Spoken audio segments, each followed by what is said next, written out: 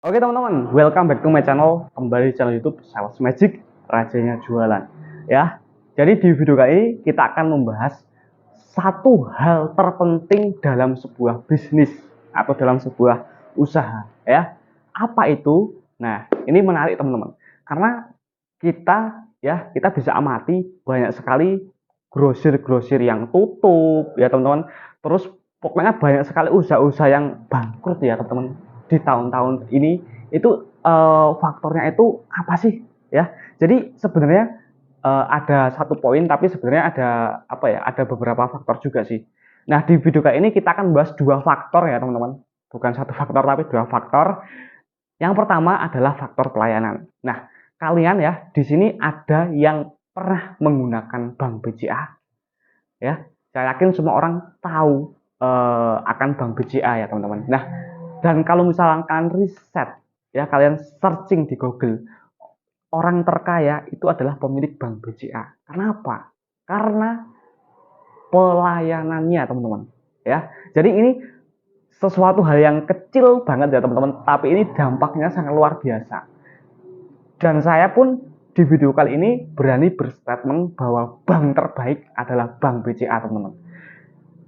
Hal itu bukan hanya dari pelayanan tellernya saja teman-teman. Nah, tunggu teman-teman, jangan di skip videonya karena ini akan berhubungan satu dengan yang lainnya. Jadi, kalau misalnya kalian datang ke bank BCA, dari pelayanan satpamnya, tellernya, ya, itu semuanya itu bisa dibilang sangat ramah dan welcome ya, dibandingkan bank-bank yang lain. Ya, ini memang apa ya, emang apa adanya ya. Jadi nggak apa-apa dong kalau misalnya saya itu apa ya, mereview mereview bank ya, nggak apa-apa ya. Ya, jadi kalian pasti juga merasakan sendiri teman-teman ya, kalau misalnya kalian pernah datang ke BCA dan kalian bandingkan pelayanan mereka dengan bank-bank yang lain, itu wah jauh teman-teman ya. Pokoknya bank BCA itu pelayanannya bisa dibilang paling baik lah kalau menurut saya. Nggak tahu kalau misalnya menurut teman-teman. Nah, dari hal itu teman-teman ya, kenapa bank BCA pemiliknya itu bisa menjadi salah satu orang terkaya? Karena mereka itu menggunakan sistem pelayanan yang baik. Sama halnya kalau misalnya kita itu seorang sales, seorang supplier ataupun pemilik grosir ya, itu satu hal yang jangan sampai dirubah ya. Kalau bisa ditingkatkan itu adalah pelayanan. Saya kasih contoh sederhana seperti itu teman-teman. Saya itu pernah ya teman-teman, saya itu punya langganan ya buat kulaan saya, kulaan barang dagangan. Nah, di suatu hari teman-teman ya, nggak tahu kenapa orangnya itu mungkin sedang ada masalah ya sama keluarganya. Terus saya itu bisa dibilang agak dicuekin gitu ya, agak dicuekin. Ya, akhirnya saya udah apa ya, udah jarang ke tempat itu, saya mencari tempat yang lain, walaupun itu hanya satu hari ya. Ini bukan ngomongin baper atau gimana teman-teman ya, tapi saya yakin kalau misalnya orang-orang yang mendapatkan perlakuan kayak beli terus dicuekin, itu pasti juga apa ya, semua orang pasti nggak suka lah ya teman-teman. Nah, maka dari itu ini menjadi pelajaran penting untuk saya ya, saat saya menjadi seorang pedagang ya teman-teman, seorang agen.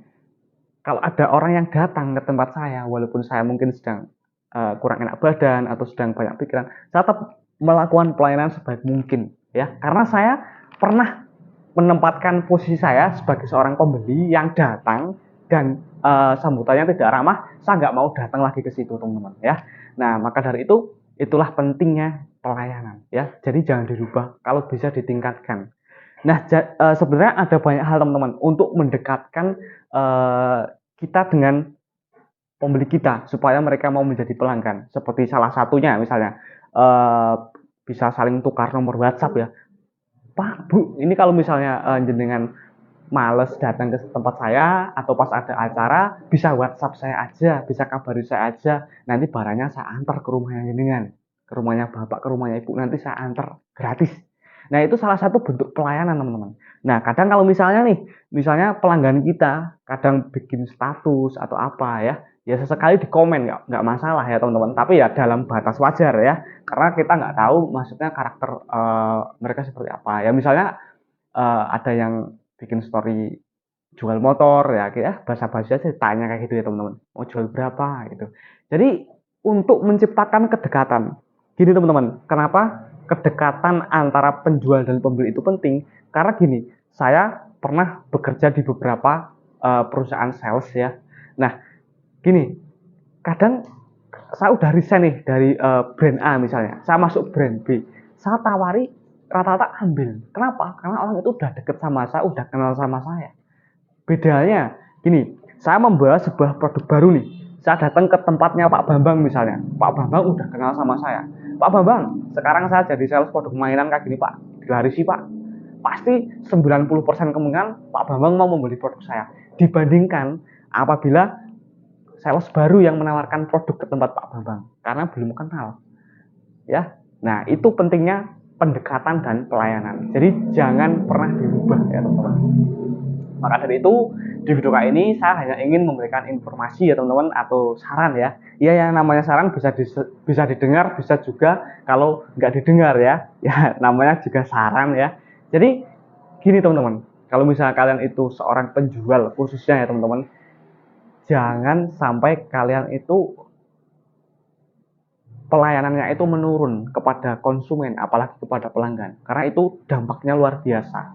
Dan bahayanya lagi misalnya ada satu pelanggan yang kecewa, bisa cerita sama pelanggannya, saya udah nggak belanja ke sana, orangnya sekarang ini cuek, orangnya sekarang gampang marah, gampang kesindir kayak gitu. Jadi bahaya teman-teman. Jadi intinya itu ya memang ya hukum dalam dunia ini tuh gini teman-teman. Kita tidak mungkin bisa menyenangkan hati semua orang. Itu udah pasti ada orang yang nggak suka sama kita. Tapi kita juga harus baik mungkin berusaha supaya pelanggan kita nggak kecewa ya. Kalau bisa ya gini teman-teman. Kalau pelanggan udah klop sama kita, dia mau merekomendasikan orang-orang supaya beli produk sama kita. Nah, itu adalah tingkat perfect selling skill ya. Itu salah satu keberhasilan dalam dunia penjualan. Saya pernah bahas itu teman-teman, perfect selling skill.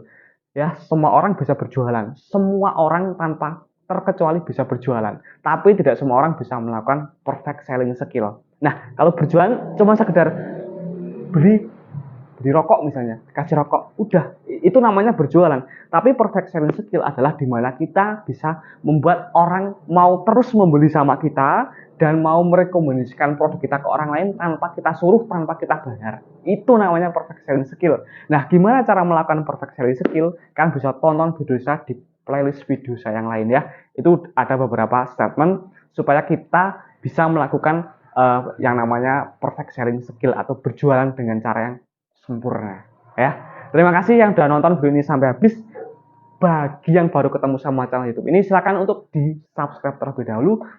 Kalau misalkan suka sama konten-konten marketing seperti ini ya, supaya saat saya upload video kalian nggak ketinggalan notifikasinya, loncengnya diaktifkan. Terima kasih, see you next time. Sampai jumpa di video selanjutnya.